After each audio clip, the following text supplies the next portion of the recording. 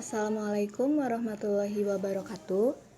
Perkenalkan, kami dari kelompok 6 akan menjelaskan sedikit materi mengenai Pancasila sebagai sistem etika yang beranggotakan saya sendiri, Debi Rahma Hafiani dengan NPM 2021650686, Iin Fatmawati dengan NPM 2021650998, Firda Fikdiah dengan NPM 2021651102, Yofi Fujinauri dengan NPM 2021651104, Herna Herlina dengan NPM 2021651113, Dila Indriani dengan NPM 2021651117. Dalam aspek ini, ada beberapa penjelasan yang diuraikan meliputi pengertian etika, aliran-aliran etika, etika Pancasila, pengertian nilai, hierarki nilai, pengertian moral, dan pengertian norma. Yang pertama yaitu pengertian etika. Istilah etika berasal dari bahasa Yunani, ethos yang artinya tempat tinggal yang biasa, padang rumput, kandang, kebiasaan, adat, watak, perasaan, sikap, dan cara berpikir. Secara etimologis, etika berarti ilmu tentang segala sesuatu yang biasa dilakukan atau tentang adat kebiasaan. Dalam arti ini, etika berkaitan dengan kebiasaan hidup yang baik, tata cara hidup yang baik, baik pada diri seseorang maupun masyarakat. Kebiasaan hidup yang baik ini dianut dan diwariskan dari suatu generasi ke generasi yang lain. Dalam artian ini, etika sama maknanya dengan moral. Etika dalam arti yang luas adalah ilmu yang membahas tentang kriteria baik dan buruk. Etika merupakan suatu pemikiran kritis dan mendasar tentang ajaran-ajaran dan pandangan-pandangan moral. Etika adalah kelompok filsafat praktis atau filsafat yang membahas bagaimana manusia bersikap terhadap apa yang ada dan dibagi menjadi dua kelompok, yaitu yang pertama etika umum, yaitu mempertanyakan prinsip-prinsip yang berlaku bagi setiap tindakan manusia. Yang kedua, yaitu etika khusus, membahas prinsip-prinsip tersebut di atas dalam hubungannya dengan berbagai aspek kehidupan manusia, baik sebagai individu maupun makhluk sosial. Yang kedua yaitu aliran-aliran etika. Ada beberapa aliran etika yang dikenal dalam bidang filsafat, yaitu meliputi yang pertama etika keutamaan atau etika kebajikan. Etika keutamaan adalah teori yang mempelajari keutamaan atau virtu, artinya mempelajari tentang perbuatan manusia itu baik atau buruk. Etika kebajikan ini mengarahkan perhatiannya kepada keberadaan manusia. Beberapa watak yang terkandung dalam nilai keutamaan adalah baik hati, kesatria, belas kasih, terus terang, bersahabat, murah hati, bernalar, percaya diri, penguasaan diri, sadar, suka bekerja sama, berani, santun, jujur, terampil, adil, setia, bersahaja, disiplin, mandiri, bijaksana, peduli, dan toleransi. Yang kedua yaitu etika teleologis. Etika teleologis adalah teori yang menyatakan bahwa hasil dari tindakan moral menentukan nilai tindakan atau kebenaran tindakan dan dilawankan dengan kewajiban.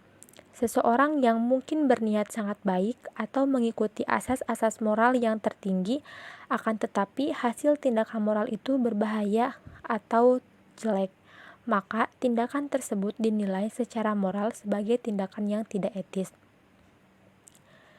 Yang terakhir yaitu etika deontologis.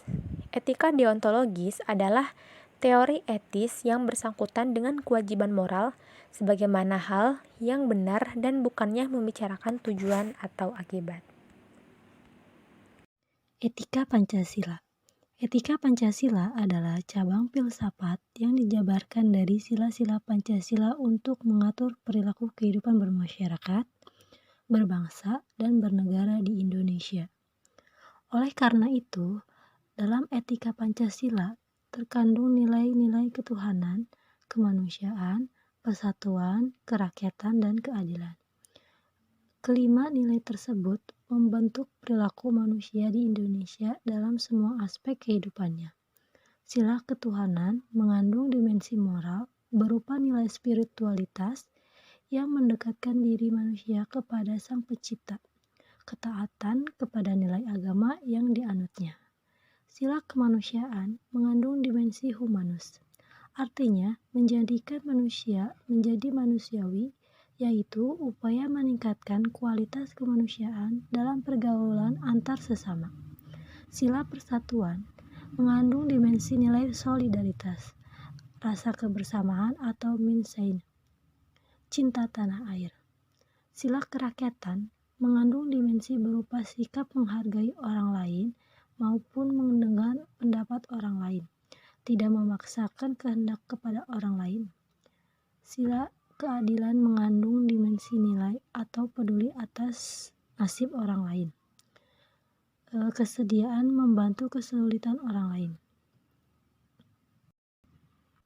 Selanjutnya, meskipun corak deontologis dan teologis termuat pula di dalamnya, namun etika keutamaannya lebih dominan karena etika Pancasila tercermin dalam 4 tabiat saleh, yaitu yang ke-1 ada kebijaksanaan, artinya melaksanakan suatu tindakan yang didorong oleh kehendak yang tertuju pada kebaikan serta atas dasar kesatuan akal, rasa, kehendak yang berupa kepercayaan yang tertuju pada kenyataan mutlak atau Tuhan.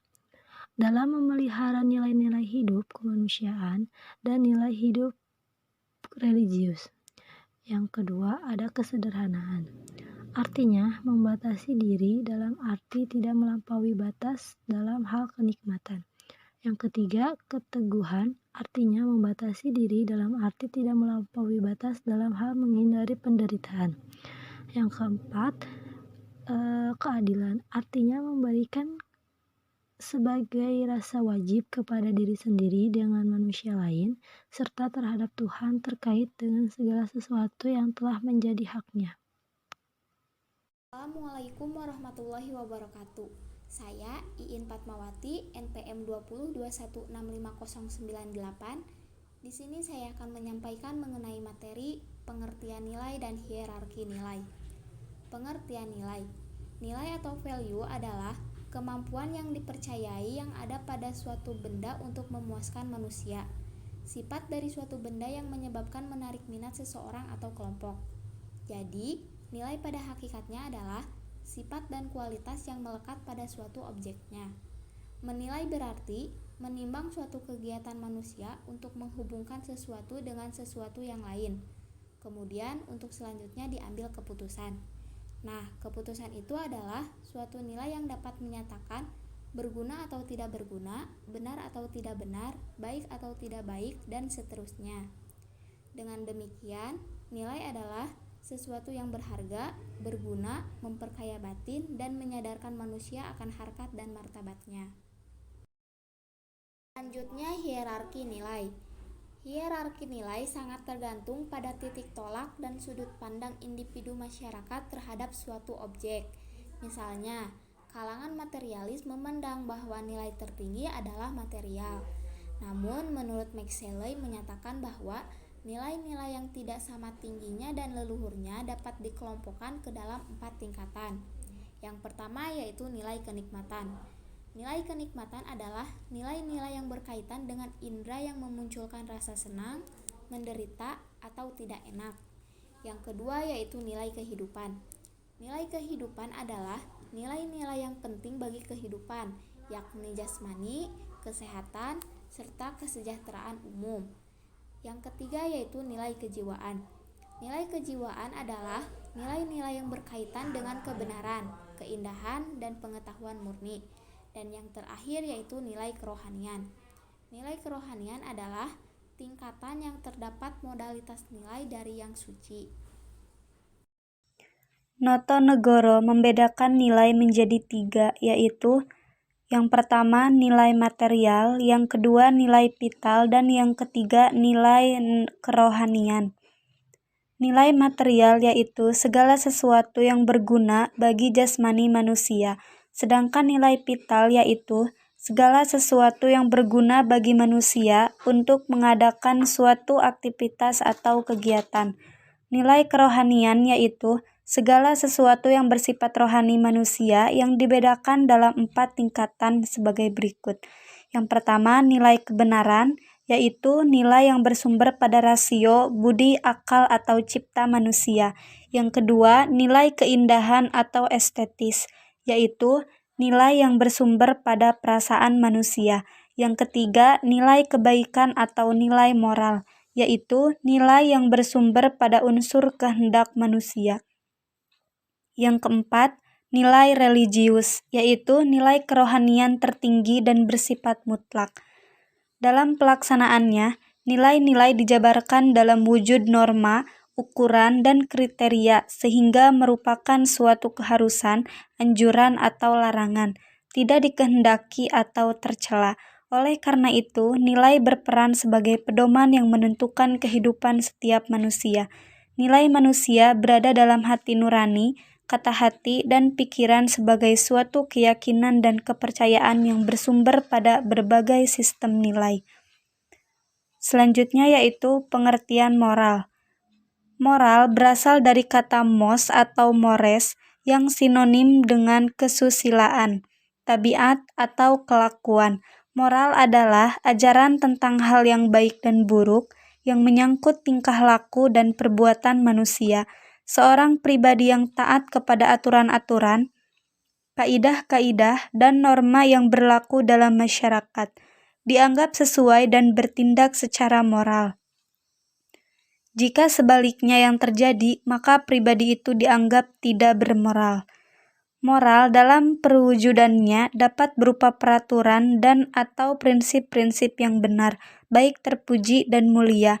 Moral dapat berupa kesetiaan, kepatuhan terhadap nilai dan norma yang mengikat kehidupan masyarakat, bangsa, dan negara. Baik, terima kasih kepada moderator. Untuk selanjutnya yaitu pengertian norma. Norma adalah perwujudan martabat manusia sebagai makhluk budaya, sosial, moral, dan religi. Norma merupakan suatu kesadaran dan sikap luhur yang dikehendaki oleh tata nilai untuk dipatuhi. Oleh karena itu, norma dalam perwujudan dapat berupa norma agama, norma filsafat, norma kesusilaan, norma hukum, dan norma sosial. Norma memiliki kekuatan untuk dipatuhi karena adanya sanksi. Yang berikutnya yaitu urgensi Pancasila sebagai sistem etika. Pentingnya Pancasila sebagai sistem etika terkait dengan problem yang dihadapi bangsa Indonesia yaitu sebagai berikut. Yang pertama, banyaknya kasus korupsi melanda negara Indonesia, sehingga dapat melemahkan sendi-sendi kehidupan berbangsa dan bernegara. Yang kedua, masih terjadinya aksi terorisme yang mengatasnamakan agama, sehingga merusak semangat toleransi dalam kehidupan antar umat beragama, dan meluluhlantahkan semangat persatuan atau mengancam disintegrasi bangsa. Yang ketiga yaitu masih terjadinya pelanggaran hak asasi manusia dalam kehidupan bernegara. Yang keempat, kesenjangan antar kelompok masyarakat kaya dan miskin masih menandai kehidupan masyarakat Indonesia. Yang kelima, ketidakadilan hukum yang mewarnai proses peradilan di Indonesia. Dan yang keenam, banyaknya orang kaya yang tidak bersedia membayar pajak dengan benar. Hal-hal penting yang sangat urgen bagi pengembangan Pancasila sebagai sistem etika meliputi hal-hal sebagai berikut. 1. Meletakkan sila-sila Pancasila sebagai sistem etika, berarti menempatkan Pancasila sebagai sumber moral dan inspirasi bagi penentu sikap, tindakan, dan keputusan yang diambil setiap warga negara. Yang kedua, Pancasila sebagai sistem etika memberi guidance atau bimbingan bagi setiap warga negara sehingga memiliki orientasi yang jelas dalam tata pergaulan baik lokal, nasional, regional, maupun internasional. Yang ketiga, Pancasila sebagai sistem etika dapat menjadi dasar analisis bagi berbagai kebijakan yang dibuat oleh penyelenggara negara, sehingga tidak keluar dari semangat negara kebangsaan yang berjiwa Pancasila. Yang keempat, Pancasila sebagai sistem etika dapat menjadi filter untuk menyaring pluralitas nilai yang berkembang dalam kehidupan masyarakat sebagai dampak globalisasi yang mempengaruhi pemikiran warga negara. Dari semua hal-hal penting tadi, memperlihatkan penting dan mendesaknya peran dan kedudukan Pancasila sebagai sistem etika, karena dapat menjadi tuntutan atau sebagai leading principle bagi warga negara untuk berperilaku sesuai dengan nilai-nilai Pancasila. Etika Pancasila diperlukan dalam kehidupan bermasyarakat, berbangsa, dan bernegara karena Pancasila berisikan nilai-nilai moral yang hidup. Selanjutnya, dinamika Pancasila sebagai sistem etika dalam penyelenggaraan pemerintah di Indonesia dapat diuraikan sebagai berikut. Yang pertama, pada zaman Orde Lama. Pemerintahan di zaman Orde Lama tidak mengikuti sistem etika Pancasila. Bahkan ada tudingan dari pihak Orde Baru bahwa pemilihan umum pada zaman Orde Lama dianggap terlalu liberal karena pemerintahan Soekarno menganut sistem demokrasi terpimpin yang cenderung otoriter. Yang kedua, pada zaman Orde Baru, sistem etika Pancasila diletakkan dalam bentuk penataran P4. Pada zaman Orde Baru itu, muncul konsep manusia Indonesia seutuhnya sebagai cerminan manusia berperilaku dan berakhlak mulia sesuai dengan nilai-nilai Pancasila. Manusia Indonesia seutuhnya dalam pandangan Orde Baru artinya manusia sebagai makhluk ciptaan Tuhan Yang Maha Esa yang secara kodrati bersifat monodualistik, yaitu makhluk rohani sekaligus jasmani dan makhluk individu sekaligus makhluk sosial. Oleh karena itulah, sifat kodrat manusia sebagai makhluk individu dan sosial harus dikembangkan secara selaras, serasi, dan seimbang. Yang ketiga, pada era reformasi. Sistem etika Pancasila pada era reformasi tenggelam dalam euforia demokrasi. Namun, seiring dengan perjalanan waktu, disadari bahwa demokrasi tanpa dilandasi sistem etika politik akan menjurus pada penyalahgunaan kekuasaan serta menghalalkan segala cara untuk mencapai tujuan.